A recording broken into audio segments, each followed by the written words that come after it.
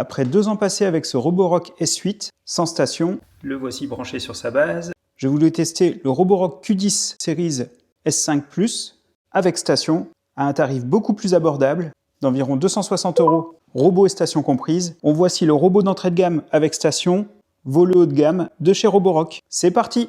Alors ce Roborock S8, je l'ai depuis maintenant 2 ans. Il a lavé 38 000 m² chez moi, c'est énorme. Je le mets en moyenne 4 soirs par semaine en bas et une journée par semaine en haut.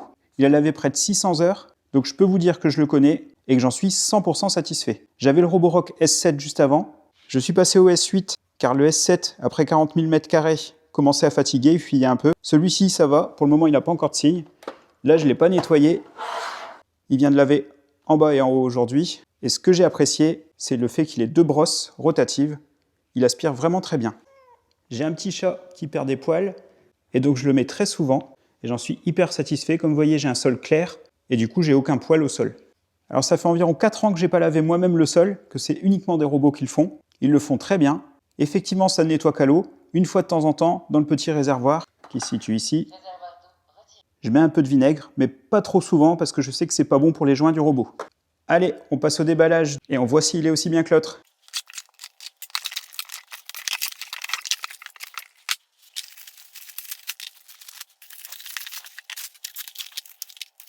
Alors visuellement, il ressemble hyper fort à l'ancien, enfin à l'ancien mais haut de gamme. Une des différences, c'est au-dessus ici. Maintenant, c'est en alu brossé, alors que là, c'était blanc et que ça prend un peu les griffes quand ça passe sous les meubles et que ça se coince. Il n'y a plus que 2 boutons. Ici, on en avait 3, mais en vrai, je les utilise même jamais, puisque je lis Roborock à Alexa. Allume le Roborock S8.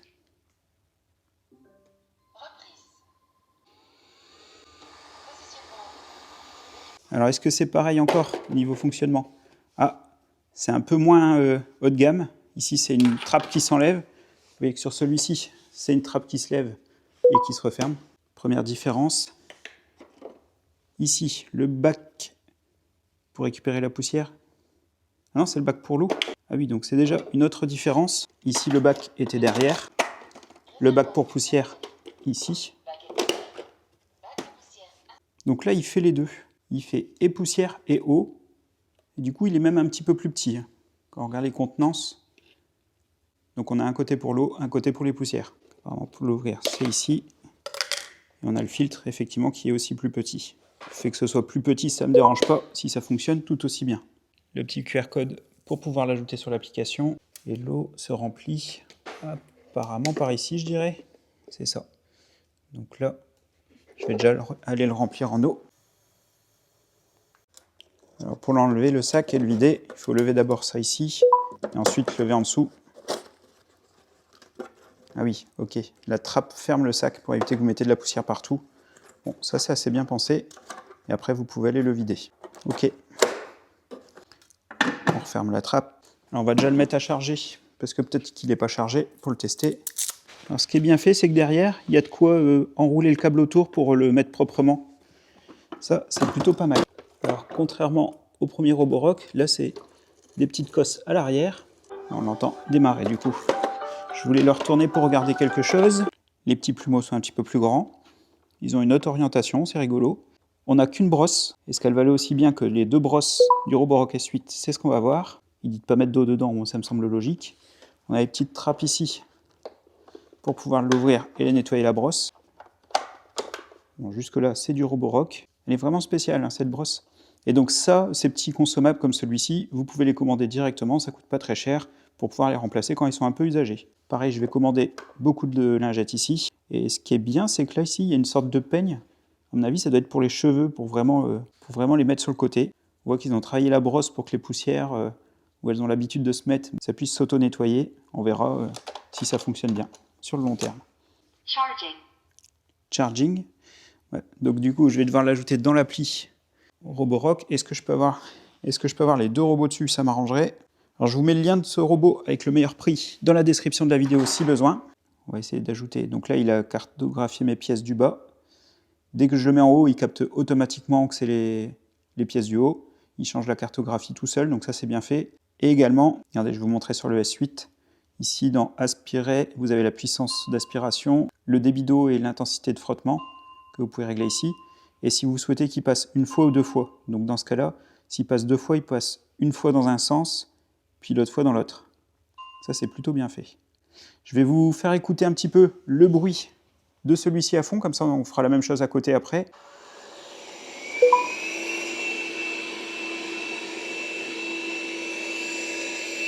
Alors je vous disais, il y a moins de contenance, mais en même temps, on a la station. Alors, qu'est-ce qu'elle fait? Bah, elle a un sac. Donc ouais, en fait, elle recharge et elle enlève la poussière de l'aspirateur, mais elle ne remplit pas l'eau. Et le réservoir de l'eau est tout petit quand même. Alors d'ailleurs, c'est pas une station qui lave la lavette en dessous. Pour le coup, je trouve ça quand même assez sale. Alors c'est mon avis perso. Même si ça lave la lavette et que ça la chauffe pour la sécher, ça va pas sentir très très bon sur le long terme. Et moi, ce que je fais, j'achète beaucoup de petites lavettes qui se changent en dessous. Et à chaque lavage, bah, je change la lavette et je la mets à la machine à laver. Je trouve que c'est beaucoup plus propre. Et oui, c'est ton nouveau copain. Ouais, maintenant ils sont 2. Alors on va parler des caractéristiques techniques, des différences entre les 2 robots. Donc ils sont tous 2 dotés du lidar. Le lidar tourne ici en haut quand il est en route. Et donc il arrive à se positionner facilement à 360 grâce à celui-ci. Pour les puissances d'aspiration, le Roborock S8 va à 6000 Pascal. Alors c'est pour ça que je l'avais pris à l'époque, c'était le plus puissant. Et vous voyez que maintenant, une version entrée de gamme est à 10 000 Pascal. Alors cette puissance est donnée pour la puissance maximum quand vous le mettez en mode turbo. La capacité de batterie est identique, 5200 mAh pour les deux. Pour moi, pour le coup, mon rez-de-chaussée, il arrive à le faire en une seule fois sans aucun souci, ainsi que l'étage. Et si besoin, s'il n'avait pas assez de batterie, il retourne à la station surchargée et repart et finit son cycle s'il y avait besoin. Pour autant, l'autonomie annoncée est un peu plus élevée sur le S8, 180 minutes en mode standard, contre 150 pour l'entrée de gamme. Pour autant, ce sont les données constructeurs, et j'ai vu dans les tests, apparemment celui-ci s'en sort même un peu mieux que ce qui est annoncé par Roborock. Ils ont tous les deux le levage automatique de la lavette sur les tapis. Par contre, le système de vibration est différent, donc ils en ont tous les deux un. J'ai pas vu comment il était sur celui-ci. On va regarder. Bon, ça ressemble quand même. C'est pas exactement le même principe, mais ça ressemble. Alors le réservoir poussière, 400 ml, 350, ce que je vous disais au visuel, j'avais vu qu'il était plus petit. Et là, du coup, j'ai eu une petite station qui reprend la poussière et qui le recharge, alors que là, j'ai uniquement le socle de recharge. Celui-ci, à l'époque, je l'avais payé dans les 400 €, et là, celui-ci dans les 260 €. Allez, on voit comment on l'ajoute dans l'application. Je vous reprends dans l'appli. Donc ici, on appuie sur le petit plus en haut. Il demande de scanner le flashcode. Bon, il a déjà capté tout de suite, j'étais juste au-dessus. Appuyez sur les boutons marche arrêt et station pendant 3 secondes jusqu'à entendre l'annonce vocale. OK. 2, 3. Ready for network setup. Voilà, j'ai entendu. Suivant. Alors, il demande le code de ma Livebox. On le laisse se connecter. Voilà, associer l'appareil. Bon, bah, ça a l'air connecté. Il vient de dire qu'il redémarre. On va le passer en français, ça sera plus sympa. Wi-Fi connected. Voilà. Alors là, on peut mettre ce qu'on veut lorsqu'il tombe sur un tapis, qui mette le mode boost à l'aspiration et qui lève la lavette. Et multi-étage. Alors moi, je le coche puisque j'ai un étage et il peut enregistrer jusqu'à 4 cartes. Et il bascule entre elles automatiquement, donc ça c'est comme l'ancien. Il se repère et il voit directement où il est. Je lance même pas l'application, j'appuie juste sur le bouton démarrer. Ou je demande à Alexa de le lancer. Alors on peut demander qu'il ne se lance pas pendant des horaires. Bon là, moi je préfère le lancer manuellement quand j'en ai envie, puisque je lève les chaises du salon, de la salle à manger. Voilà, enregistrement des cartes, oui. Mettre à jour, donc oui, mettre à jour. Je fais toujours les mises à jour, c'est important, si on veut que ça fonctionne bien. Il faut qu'il soit plus de 20% pour faire la mise à jour. Alors du coup, je vais aller le brancher là où il va se situer, donc à la place de l'ancien. Je vous reprends tout de suite. Alors comme je le disais, ce qui est bien, c'est que le câble il se range derrière, donc ça permet de faire quelque chose de propre. Il y a un petit peu de câble si vous êtes loin de la prise, donc ça c'est bien pour ceux qui sont loin. Voilà, il est en train de charger. Donc du coup, allez, je relance la mise à jour. Donc il annonce 10 minutes. Il est quelle heure? 15. On va le laisser mouliner. Alors il vient de me dire terminé, et vous voyez qu'il est 17. Donc il a mis 2 minutes à faire sa mise à jour. C'est pour ça, prenez temps de faire. On revient. Voilà, il va pouvoir cartographier. Alors je vais enlever le carton, parce que du coup je l'ai laissé pour le moment, et je vais lancer la première cartographie. Petite précision, moi je ne le mets pas ce truc-là, donc ça se met devant la station de recharge. En fait, ça sert tout simplement à ce que la lavette qui est à l'arrière, comme elle est humide après utilisation, elle ne soit pas en contact direct du sol. Alors vous avez vu, chez moi c'est du carrelage, donc ça ne me pose pas de souci. Par contre, si c'est du parquet chez vous, là oui, mettez-le, sinon ça risque de faire gondoler votre parquet. Pour ceux qui ont peur pour mon étage, quand il arrive sur l'escalier, il capte automatiquement qu'il y a un bord, il ne tombe pas dans le vide, vous inquiétez pas, il n'y a rien à régler, il détecte tout seul. Alors je vais tout de suite commander des lavettes supplémentaires. Vous voyez, vous pouvez commander des kits où il y a tout, des brosses, des filtres, les petits bras de nettoyage, des sacs pour la station et 8 lavettes pour laver le sol. Donc du coup, je vais commander ça, ça sera bien pratique. Donc dans le kit ici, vous avez toutes les options où vous pouvez commander à la pièce les articles, puis vous avez le prix en fonction de ce que vous commandez. Je vais même prendre par 10 pièces, vous voyez 12 €, ça fait 1,20 € la lavette. Et comme ça, Excel fournit déjà d'origine, ça me fait 11, je serai tranquille pendant 3 semaines avant de devoir faire une petite lessive de lingettes. Voilà, il est en train de cartographier et de faire le tour de la maison. Alors comme je vous disais, avant de le lancer, il faut ouvrir toutes les portes de l'étage. Il faut qu'il fasse le tour de toutes les pièces, même si vous lancerez des programmes avec des portes fermées, c'est pas grave. Ça permet au robot de savoir dans quel étage il est, et il sait s'il se situe spécialement dans une pièce ou non. Et il charge la carte qui est liée. Donc c'est plutôt bien fait. Alors le temps qu'il fasse le tour du rez-de-chaussée, ici vous avez les menus de réglage. Donc là je viens de le faire juste avant de filmer. J'ai été sur voix du robot et j'ai cliqué sur français. Ça a chargé en 3 secondes et ça a mis voix actuelle et j'ai baissé un petit peu le son. Comme ça maintenant il va me parler en français. Donc vous avez des paramètres à régler.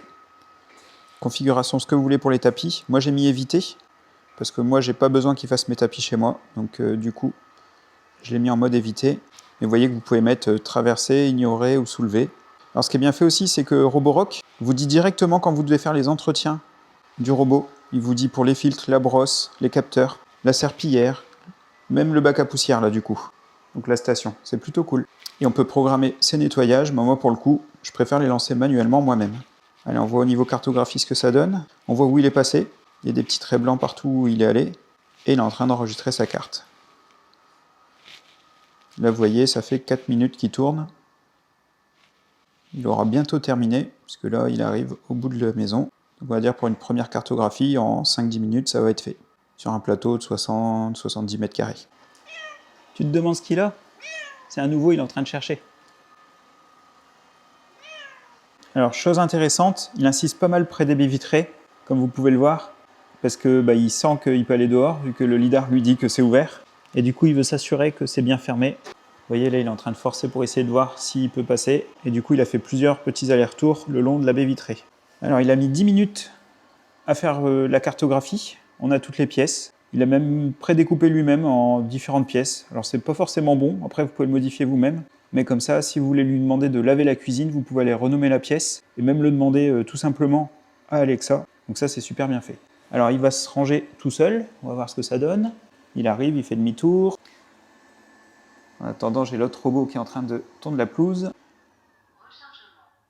Voilà, il est parti en rechargement. Et donc maintenant, on va lui demander directement d'aller aspirer et laver.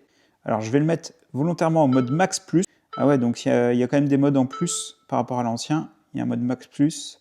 Débit d'eau, on va le mettre moyen et laver qu'une fois. Alors là, si c'est sale au sol, vous pouvez demander laver en profondeur. En gros, il va passer un peu plus au niveau des allers-retours et du coup, il va passer environ 2 fois tout de suite sur le carrelage. Puisqu'il va laver avec une moitié puis avec l'autre moitié après, lors du retour. Allez, c'est parti. Et ce qui fait beaucoup plus de bruit que l'ancien. Bon, même en mode max, je trouve ça correct encore.